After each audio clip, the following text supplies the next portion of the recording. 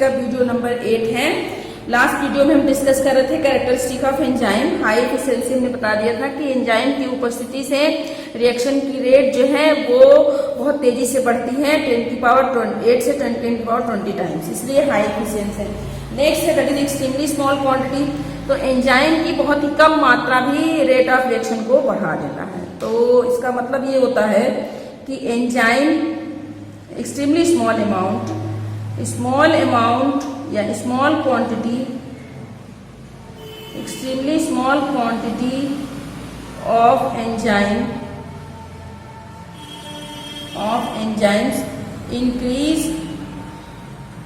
increase the rate of reaction या speed of reaction by 10 की power 3 to 10 की power 6 times, 10 की power 3 to 10 की पावर 6 टाइम्स। तो कैटलिस्ट की थोड़ी सी मात्रा, बहुत ही थोड़ी सी, एक्सट्रीमली बहुत ही कम मात्रा भी रेट ऑफ रिएक्शन को 10 की पावर 3 से 10 की पावर 6 टाइम बढ़ा देता है। तो कैटलिस्ट एंजाइम का उपस्थित होना ही रिएक्शन की स्पीड को बढ़ा देता है। नेक्स्ट है point that is third, specificity. तो हमने कैटलिस्ट में बताया कि कैटलिस्ट स्पेसिफिक होते हैं। एंजाइम्स भी एक प्रकार का बायो कैटलिस्ट है। तो enzyme also specific in nature. कहने का सिंपल सा इसका मीनिंग होता है कि एंजाइम स्पेसिफिक इन नेचर होता है। एक एंजाइम केवल एक ही रिएक्शन में काम करता है। तो enzymes are specific in nature. Specific nature का होता है वन एंजाइम। इसका मतलब क्या होता है? वन एंजाइम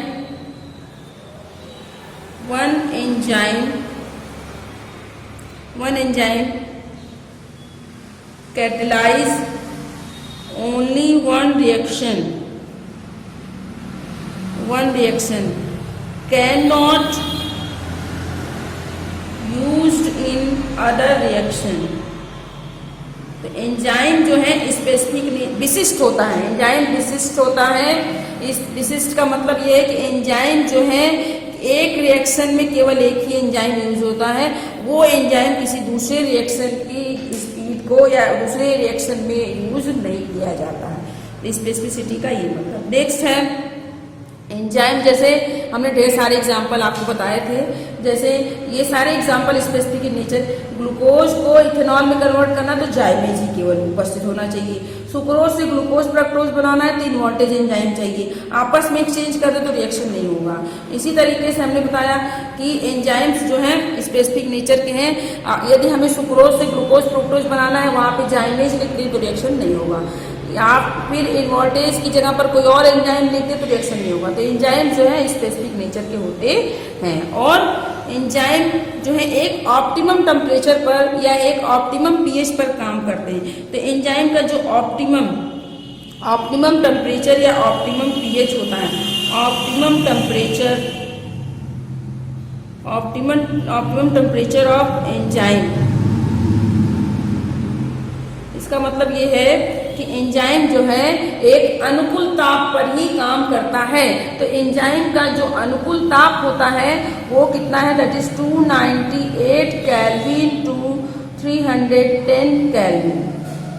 तो एंजाइम का जो टेम्परेचर है, किस टेम्परेचर पे ये इसकी रिएक्टिविटी ज़्यादा होती, किस टेम्परेचर पे ज़्यादा तेज गति से काम करता है, तो वो ऑप्टिमम टेम्परेचर है, अनुकूल ताप। वह ताप जिस पर कि एंजाइम की रिएक्टिविटी ज़्यादा हो उसे क्या बोलते हैं?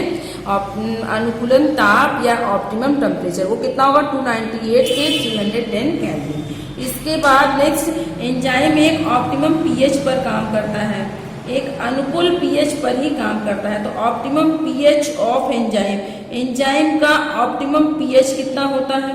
तो एंजाइम का जो ऑप्टिमम पीएच है दैट इज फ्रॉम 5 to 7। तो एंजाइम का ऑप्टिमम पीएच कितना होता है? 5 से 7 के बीच में। इसके बीच में इनकी एक्टिविटी ज्यादा होती। नेक्स्ट, अब एंजाइम कैटलिस्ट की तरह काम करें, बायो कैटलिस्ट की तरह काम।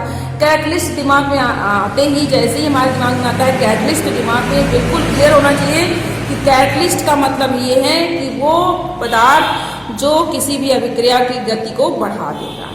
और जब हम एंजाइम की बात करें तो एंजाइम का मतलब क्या है कि एक बायोकैटलिस्ट है जो कि रिएक्शन की स्पीड को बढ़ाता है। अब जिस तरीके से कैटलिस्ट में हमने बताया था कि कैटलिस्ट में यदि कैटलिस्ट के साथ प्रमोटर उपस्थित हो तो प्रमोटर क्या करता है कि देखिए कैटलिस्ट रिएक्शन की स्पीड को बढ़ाता है। कैटलिस्ट जो है रेट ऑफ रिएक्शन को बढ़ाता है, अभिक्रिया की गति को बढ़ा देता है। प्रमोटर क्या करता है, प्रमोटर कैटलिस्ट की एक्टिविटी को बढ़ा देता है, कैटलिस्ट की गति को बढ़ाता है। और उसी तरीके से पॉइजन बताया था, पॉइजन क्या करता है, पॉइजन जो है कैटलिस्ट की रिएक्टिविटी को कम कर देता है। उसी तरह से एंजाइम में भी पाए जाते हैं एंजाइम इनहिबिटर, एंजाइम इनहिबिटर। तो एंजाइम इनहिबिटर्स क्या करते हैं, या पॉइजन, एंजाइम इनहिबिटर्स और एंजाइम पॉइजन। तो एंजाइम इनहिबिटर या पॉइजन्स क्या करते हैं, decrease the activity of enzyme, ये एंजाइम की रिएक्टिविटी को कम करते हैं। तो enzyme activity can be reduced by presence of inhibitor. तो inhibitors are decrease the activity of enzyme. तो सिंपल से शब्दों में कि जो इनहिबिटर होते हैं वो एंजाइम की एक्टिविटी को कम कर देते हैं, डिक्रीज कर देते हैं। उसी तरीके से यदि एंजाइम की एक्टिविटी को कम करने वाला है तो एंजाइम की एक्टिविटी को बढ़ाने वाला भी होगा, तो दैट इज को एंजाइम। तो को एंजाइम क्या होता है और ये क्या करता है, तो को एंजाइम क्या होता है, को एंजाइम एक प्रकार का नॉन प्रोटीन पार्ट है। को एंजाइम आर नॉन प्रोटीन, ये प्रोटीन, जबकि एंजाइम प्रोटीन होते हैं बट को एंजाइम नॉन प्रोटीन होते हैं। Coenzymes are non protein organic compound, non protein organic compound, non protein organic compound जो कि क्या करते हैं, वो इंक्रीज कर देते हैं एंजाइम की एक्टिविटी को। Organic compounds, coenzymes are non-protein organic compound and they increase the activity of enzyme. Clear. तो कोएंजाइम जो होते हैं वो नॉन प्रोटीन पार्ट है, नॉन प्रोटीन ऑर्गेनिक कंपाउंड है, जबकि एंजाइम प्रोटीन होते हैं। दिमाग में रखिएगा, एंजाइम प्रोटीन होते हैं जबकि कोएंजाइम नॉन प्रोटीन होते हैं। एंजाइम कैटलिस्ट की तरह काम करता है और कोएंजाइम क्या करता है, वो एंजाइम की रिएक्टिविटी को बढ़ा देता है। इनहिबिटर घटाते हैं और कोएंजाइम जो है रिएक्टिविटी को बढ़ा देते हैं। नेक्स्ट हम डिस्कस करेंगे, ये थी हमारी एंजाइम की कैरेक्टरिस्टिक या एंजाइम के फीचर्स थे। अब हम बात करेंगे mechanism of enzyme activity. Mechanism, next topic that is mechanism of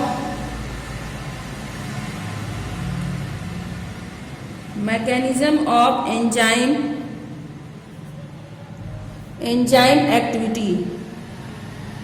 तो हमने कहा कि enzymes are highly active in nature, enzyme highly active होते हैं, किस तरीके से काम करते हैं हमको ये देखना है, इसकी मैकेनिज्म में देखना है। तो इसको सिंपल वे में हम देखेंगे एंजाइम की एक्टिविटी को या एंजाइम की मैकेनिज्म को किस तरीके से। तो मैकेनिज्म ऑफ एंजाइम की मैकेनिज्म, एंजाइम एक्टिविटी के मैकेनिज्म को समझाने के लिए एक थ्योरी आई जिसे हम कहते हैं लॉक एंड की थ्योरी।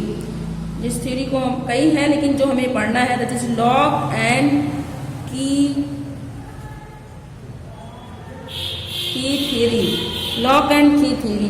तो लॉक एंड की थ्योरी जो है ये एंजाइम की एक्टिविटी को एक्सप्लेन करता है, जिसे एमाइल फिशर ने दिया था, जिसे देने वाले या जिसको किसने दिया है, एमाइल फिशर ने। तो this theory is invented by Emil Fischer, इसको एमाइल फिशर ने दिया है। Clear, lock and key theory.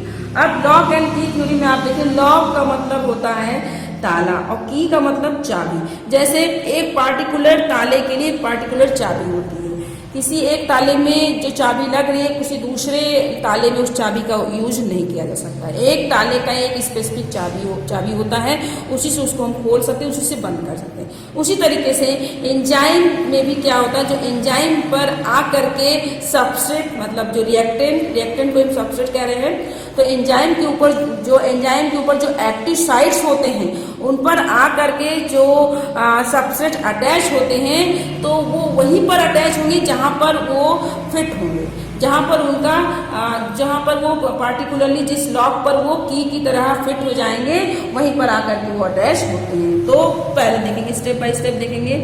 Step 1, step first में क्या होता है, देखिए स्टेप फर्स्ट में सबसे पहले binding of substrate to enzyme. सबसे पहले क्या होगा, binding of substrate to enzyme. सबसे पहले एंजाइम जो है वो सबस्ट्रेट के साथ बाइंड कर जाता है, तो एंजाइम प्लस सबस्ट्रेट ये बाइंड करके क्या बना लेते हैं, एंजाइम सबस्ट्रेट कॉम्प्लेक्स। तो ई फॉर एंजाइम और एस फॉर सबस्ट्रेट, ये क्या हो गया सबस्ट्रेट, और ये कंबाइंड होके क्या बना लेते हैं, enzyme substrate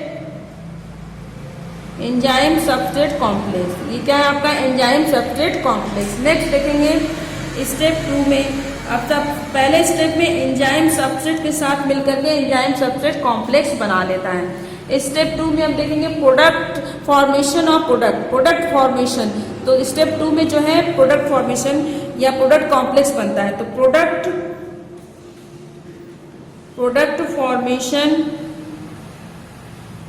formation of the complex का प्रोडक्ट बनता है। तो इसमें प्रोडक्ट बन रहा है, देखिए कॉम्प्लेक्स प्रोडक्ट बन रहा है। क्या बनेगा इसको देखेंगे, तो एंजाइम सबस्ट्रेट कॉम्प्लेक्स जो है ये कन्वर्ट हो जाता है एंजाइम प्रोडक्ट कॉम्प्लेक्स में। क्या बन गया,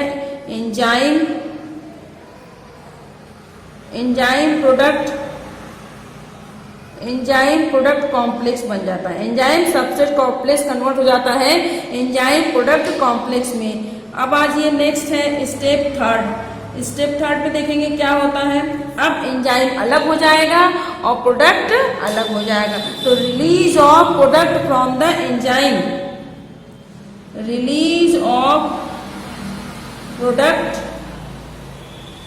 फ्रॉम द एंजाइम। तो लास्ट स्टेप में एंजाइम जो होते हैं वो प्रोडक्ट से अलग हो जाते हैं, प्रोडक्ट अलग हो जाता है। तो नेक्स्ट क्या होगा, एंजाइम प्रोडक्ट कॉम्प्लेक्स जो है ये कन्वर्ट हो जाएंगे एंजाइम प्लस प्रोडक्ट में। तो क्या बन गया, that is enzyme and product. तो ये तो हो गई इसकी थ्योरी के वे में एक्सप्लेनेशन।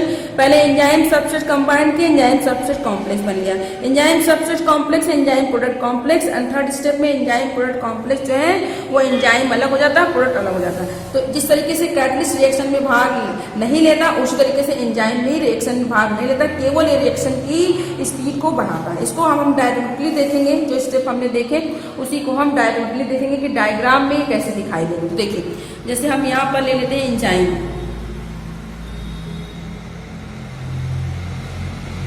ये हमारे पास है एंजाइम और यहीं पर हम सबस्ट्रेट ले लेते हैं,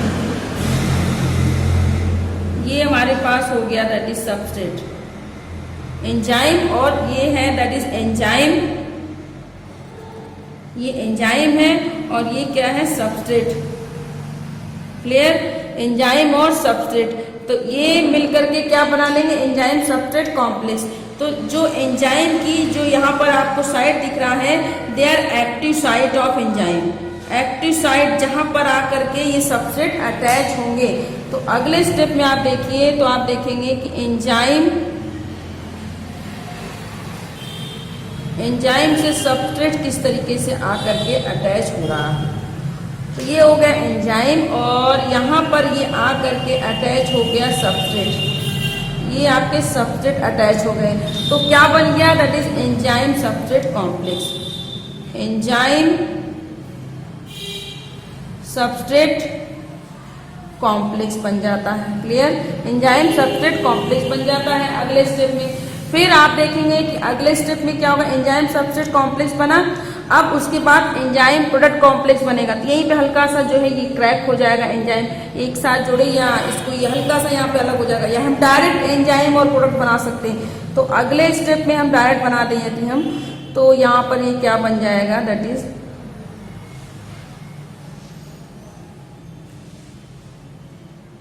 तो यहाँ पर देखिए नेक्स्ट स्टेप में तो आप देखेंगे कि एंजाइम अलग हो जाएगा और प्लस आपका जो है प्रोडक्ट अलग हो जाता है, एंजाइम अलग और प्रोडक्ट जो है आपका अलग हो जाएगा।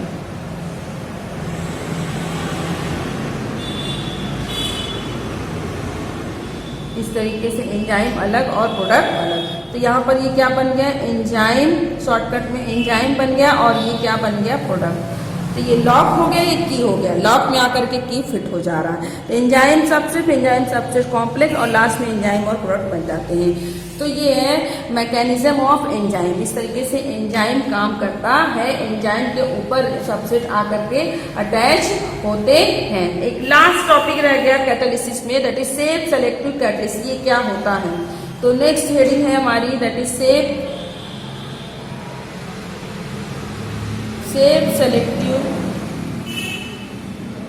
Selective catalysis. Safe selective catalysis या इसी में हम पढ़ेंगे bye zeolite.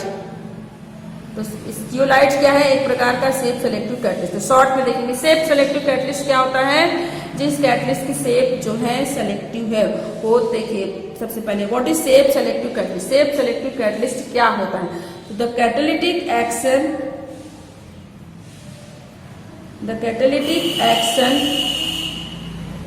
that depends upon the pore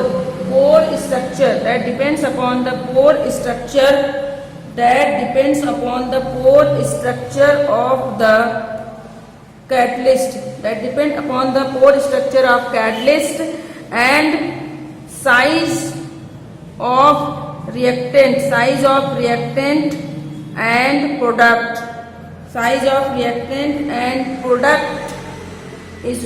product molecule is known as safe selective catalyst या कैटालिसिस। तो सेफ सेलेक्टिव कैटालिसिस क्या होता है, सेफ सेलेक्टिव कैटालिसिस का मतलब ये है कि जो कैटालिटिक एक्शन है, कहने का मतलब जो उत्प्रेरक एक्टिविटी है वो किस पर डिपेंड करती है, पोर स्ट्रक्चर पे। छोटे छोटे जो पोर होते हैं, पोर के साइज पर और साथ में पोर के स्ट्रक्चर पर, आकार पर, और रिएक्टेंट और प्रोडक्ट के साइज पे। तो उसे हम बोलते हैं सेफ सेलेक्टिव। सेफ सेलेक्टिव होना चाहिए, पोर जो है पोर के साइज, पोर के स्ट्रक्चर पर और कैटलिस्ट के मतलब pore structure of the catalyst के पोर स्ट्रक्चर पर और रिएक्टेंट और प्रोडक्ट के साइज पर। तो जब कैटालिटिक एक्शन रिएक्टेंट और प्रोडक्ट के साइज पर और कैटलिस्ट के स्ट्रक्चर, पोर स्ट्रक्चर पर डिपेंड करा, तो उसे हम बोलते हैं safe selective catalysis. Clear. Next, अब सेफ सेलेक्टिव कैटालिस्ट के अंदर ही पढ़ते हैं जियोलाइट्स। तो जियोलाइट्स जो है एक प्रकार का सेफ सेलेक्टिव कैटालिस्ट है।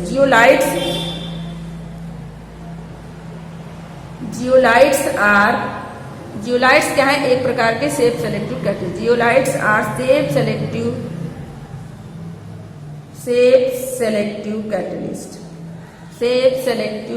कैटालिस्ट।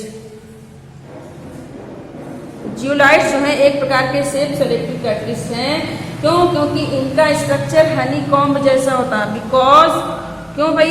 क्यों इनका ये जो है सेफ सेलेक्टिव कैटालिस्ट हैं, because of their honeycomb like structure,